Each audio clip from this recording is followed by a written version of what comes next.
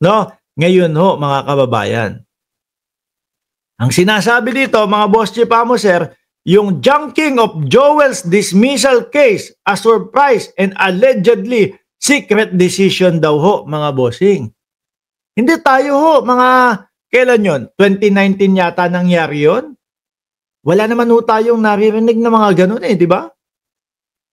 Ang alam lang natin is yung doon sa naging desisyon ni Conchita Carpio, tapos ho, mga kababayan, is yung mga senador, tinulungan siya na wag ma-dismiss. Hanggang doon lang yung mga narinig natin balita tingin ko, sila Ombudsman Remulla naman ho, mga kababayan, bago maglabas ng mga ganitong speech, bago maglabas sila ng mga ganitong sinasabi nilang secret decision or surprise decision, hinagilap na ho nila yan No? Ngayon, sabi dito, Ombudsman Jesus Crispin Boying Remulla is describing the junking of the 2016 dismissal case against Senate Deputy Minority Leader Joel Villanueva as a surprise and allegedly secret decision that came out.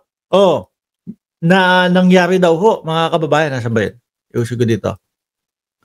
Remulla made this remark just hour after Villanueva shared the media some documents showing his case was already dismissed by the Office of the Ombudsman under the Ombudsman Samuel Martires. Bakit hindi inilabas yan dati pa?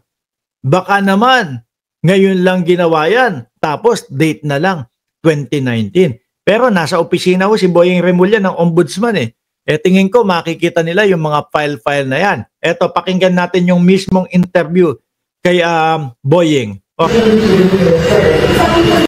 Atras natin. Lumabas lang siya nung sinabi ko may gagawin ng Ombudsman ng siya. So, it's a surprise. Secret decision. Okay.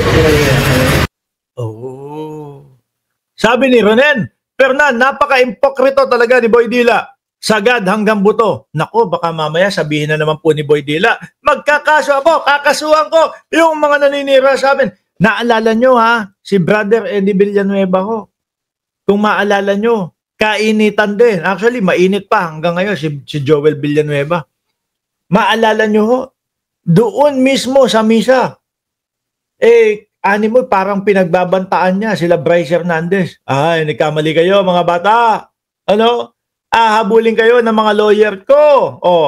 Habulin kayo ng mga lawyer namin. Tingin ko naman ho, bago pa magsalita, mag-open,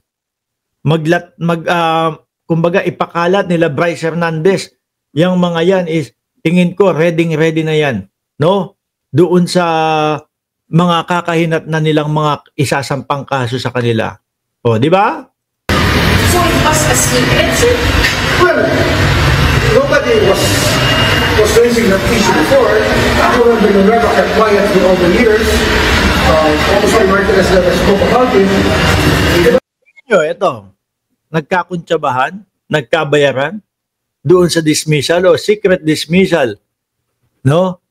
Si Martires at si Joel Villanueva. Kasi ang dami kong nakikita na mga kababayan natin nagsusumigaw na bulatlatin, alamin, tignan, no? Hanapin yung salin daw po ni Martires, mga bossing. Sabi ni Boy Labo, may tiwala ako sa admin ngayon dahil ginagawa nila ang lahat para mabigyan ng katarungan ang hinaing ng taong bayan.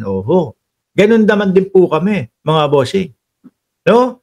Ano sa tingin ninyo? Nagkabayaran kaya? No? Tuloy. Parang secret decision siya. Alam niyo ba yun? Ito na ba?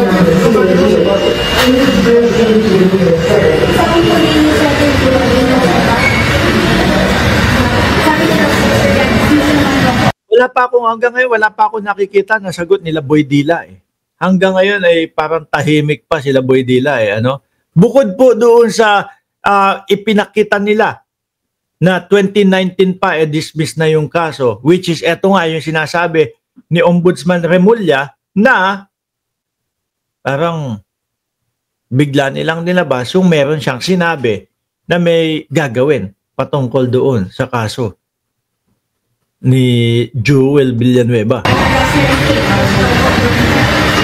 Well, last harassment, it's not harassment.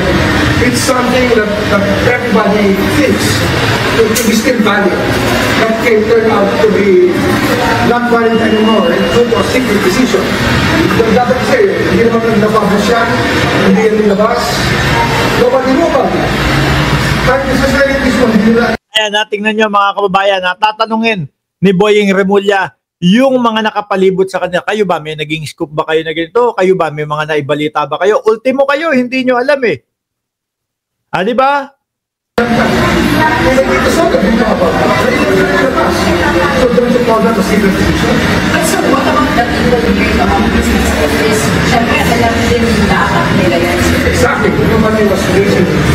Pero hindi pa din kumbaga, hindi pa din nagpatinag ang mga DDS. Talagang todo pa din pangungutya ang mga DDS dito kay Boying Remulla, mga kababayan. Any issue about this? Pero kung makikita nyo po yung mga komento ng mga DDS, puro lang naman po pangahamak eh.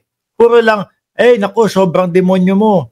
No, ganito, ganyan. Puro kakademonyoan. Tapos lalagyan nila ng mga sungay-sungay, mga pangil-pangil, si Boying Remulla. Pero doon mismo mga kababayan, sa kanyang tinatalakay, about doon sa secret dismissal nung kay Joel Villanueva, wala pong maisagot yung mga DDS.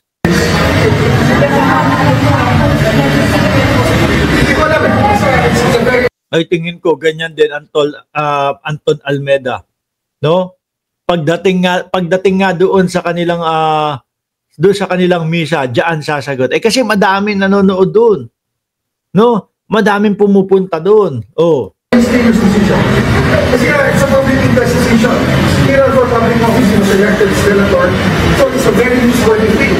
And it's something that is in the public interest. Yan ang pabalang investigation. Hindi kami nag-isip. Never studying the decision. Studying it. Nung inilabas yung desisyon kay Joel Villanueva, nakapublic mga kababayan. Kaya nga nakikita natin nakapublic lahat. Di ba? Ibinalita sa lahat. Ngayon, etong secret, hindi nila ibinalita Ni hindi na ipakita doon sa mga news nung 2019 At ito mga kababayan, lahat po ay nangyari sa panahon ng panunungkulan ni dating Pangulong Rodrigo Duterte. Sabi ni Sir Archie Beroya, ginawang political ang anniversary ng church nila. Ay, anniversary pa ba yun? Grabe naman, anniversary pa pala yung nag-sermon siya, pero ang sermon paglilinis ng kanyang sarili. Hindi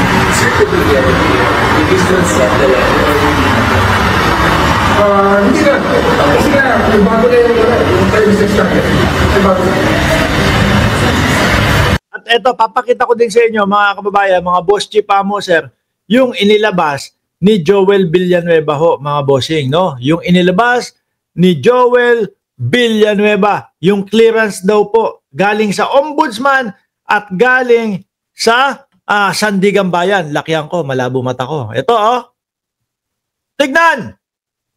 Binahagi ni Senador Joel Villanueva ang clearance mula sa Office of the Ombudsman na nagsasabing wala na siyang pending na kasong administratibo o kriminal, at mula sa Sandigan ang nagsasabing hindi akusado ang senador sa anumang kaso ng naturang korte. Ayan daw po yung clearance, mga bossing. Ayan. Sandigan Bayan at Ombudsman, mga bossing. Tapos ayun. Kumpleto spikado sila, Boss Joel, kaso nga lang wala. Mukhang hindi uubra yung ganyan kay Ombudsman Remulla mga kababayan. Mukhang aalamin talaga. Ayan certificate clearance. This is to certify that our record shows that September 9, 2025, Joel Jose Villanueva. Kailan to ni-request? Ni-request noong September 10. Tama ba? Ni-request noong September 10. Ayan, ayan. Sorry. Ni-request noong September 9. No? Lumabas September 10. Kailan lang po ba naging ombudsman si Remulla? Hindi kaya ang ginawa nito ng ombudsman, no, si Martires, bago ko umalis, bago ko umano, o sige, eto muna. Siguro nakita na nila na mangyayari ito. Kasi pagka nagkapalitan, at least clear si Joel Villanueva. No, September 9, ni-request, September 10, yung pinaka-release. At ang sabi is, 2019 daw itong taon na to. Issued to on September 10, oh. Siguro bago umalis si Martires, sinigurado muna. Oh, issuean mo kami. Tapos sabihin mo, wala nang kaso si Joel Villanueva. Baka ganun ho.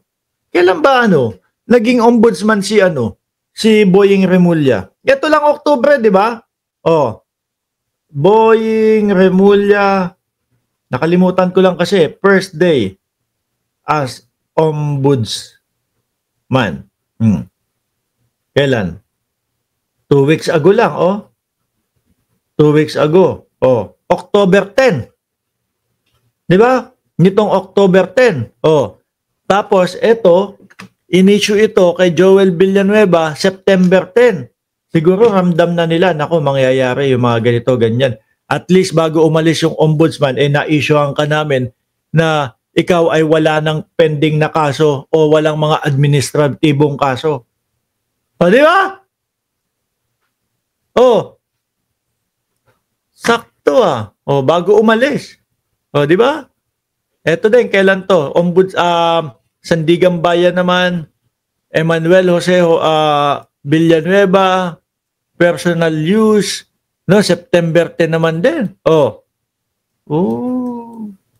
Sabi ni Sir Archie Beroya, ex-ombudsman na-dismiss na pala ng sekreto noon pang case ni Villanueva, mga animal at traidor. Anyway ho, mga kababayan, nasan pa? Meron pa eh. Meron dito, litrato, picture na pinopokus yung 2019. Pero, kaduda-duda. Ano po ba? No. Kaduda-duda. Ang tingin ko, ang palagay ko, mga kababayan, is, yun nga, alam na nila na darating at alam na nila na posibleng halungkatin ni Boying Remulla yung 2016, kaya inagapan na nila bago umalis si Martires. Nagkabayaran? Kuntsabahan? Ano kaya? Sa tingin nyo, mga kababayan? Sabi ni Annalyn Ando,